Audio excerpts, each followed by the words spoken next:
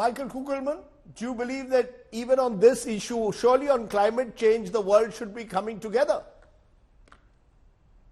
Well, I mean, we have seen a new emerging norm over the last few months in that the last UN climate summit produced an agreement, a new loss and damage fund, which essentially entailed the richest countries in the world agreeing that there was an obligation to provide assistance to the poor countries who disproportionately suffer from climate change effects. So you have a new emerging norm.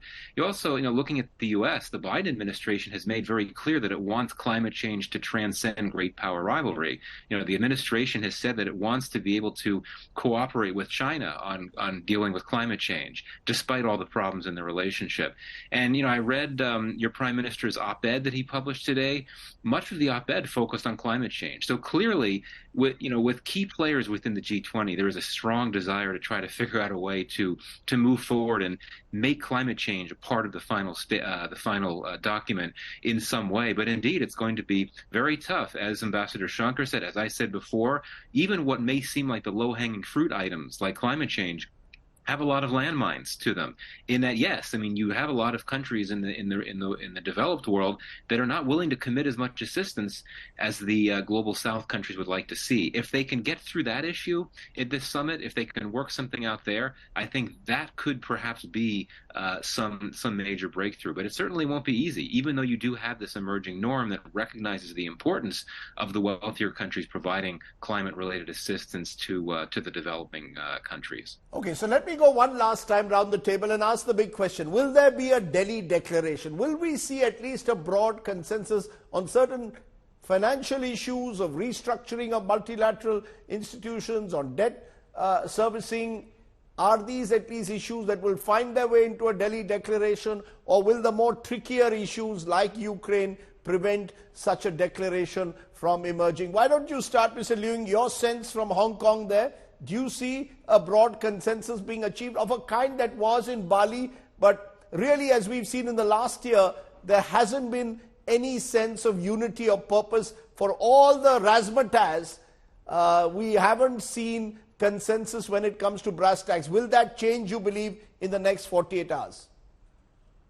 Well, the world is in such a bad state. And then with political rivalry, the war, and also developing countries in debt and the rise of the global South. Mm-hmm. And I think there is too much at stake for President Modi to be seen to fail in achieving a statement. So I do believe there's going to be some sort of a statement, but the statement is going to seek highest common denominator, as I said, and climate change is the most fruitful area. And then, of course, there are stumbling blocks over climate change, but there is sufficient consensus on the embracement, on embracing electric vehicles, employing renewables, and of course, as far as China is concerned, it's in China's interest to grow its Belt and Road Initiative to build infrastructure, especially infrastructure more amenable to the concerns of climate change. So I do think that China, that's why China is sending its prime minister over and would be expecting a bigger role, and then trying to ally with the Global South to achieve a common statement together with India as the host. Sandhya Kondratevya, are you hopeful? Ms. Kondratevya, are you hopeful of a joint statement? A joint declaration?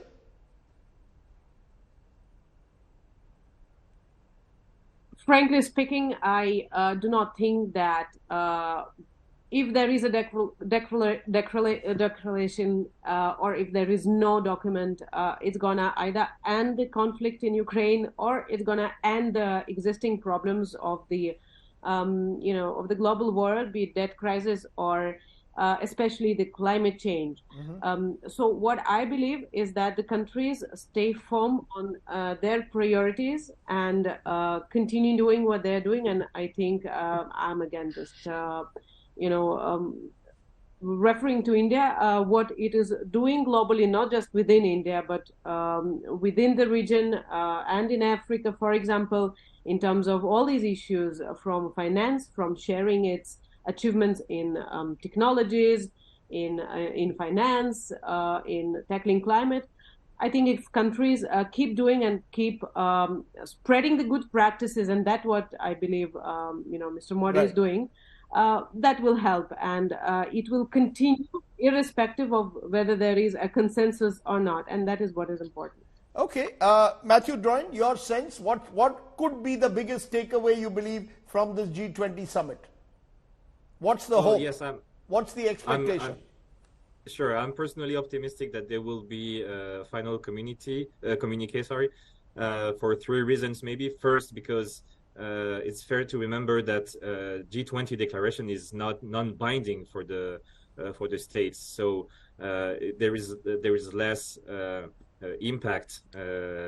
Second is nobody wants, I think, to embarrass the Indian presidency. So I think in the end they will agree, if not on the highest common denominator, as Mr. Long said, at least on the lowest common denominators on several issues. I think some issues are mature enough to have some ambitious targets, for example, on biodiversity, and some others, as we mentioned, Ukraine, for instance, will be more difficult, but I'm fairly optimistic that there will be a text adopted. So you're optimistic that there will be a text. Michael Kugelman, is it absolutely necessary for India to declare the summit a success for there to be a Delhi declaration?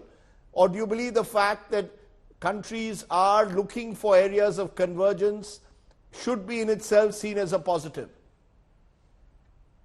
Well, very briefly, the Indian government has invested so many diplomatic resources in this enterprise, and certainly Prime Minister Modi has invested a lot of political capital in getting a successful summit at play. So indeed, I think that while the government would likely declare success no matter what happens at the end, I think you really need to have some type of final product, some type of joint statement for this truly to be a success. And so I would agree with what the previous speaker said. I think that there will be some type of final document, even if it doesn't reflect a total 100% consensus. It's going to be hard to get that, but you need to get some type of product out there just to show that all members had an important negotiation and that they've come out with some key principles, even if watered down. Meera Shankar, in conclusion, what could that be therefore? Even let's assume in the worst case scenario, we don't have a complete consensus on all issues, which seems difficult at the moment. Is there a minimal consensus, the low-hanging fruit, that could eventually become form of a Delhi declaration? I would hope that there is a Delhi declaration, because the world has too much riding on making progress on the issues and challenges that we face. If there is no declaration, I think what India has done will shape the agenda going forward. Those issues, those proposals are not going to disappear. They are going to shape the agenda going forward in the Brazilian presidency. So you're going to hear more about the proposals that have been put on the table, including, recapitalizing and reforming the multilateral funding agencies or banks, including on digital infrastructure, digital cryptocurrencies. I mean, there are areas of concern over cryptocurrency, over the way multilateral financial institutions can widen their ambit. Do you see all of that becoming part of a consensus document at least?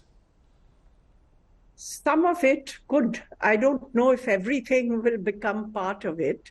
Yes, we have been discussing the issue of cryptocurrencies and regulating that, providing a regulatory framework. Also, narcotics, I think, is something which has figured for the first time in the G20 in a substantive way.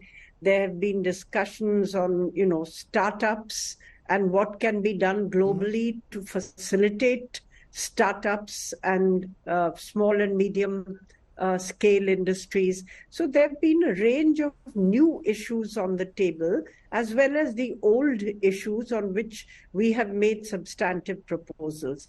I would certainly hope that, we are able to get over our differences or find ways of dealing with them and having a joint statement. Okay. Yes, the Ukraine conflict is a complex conflict.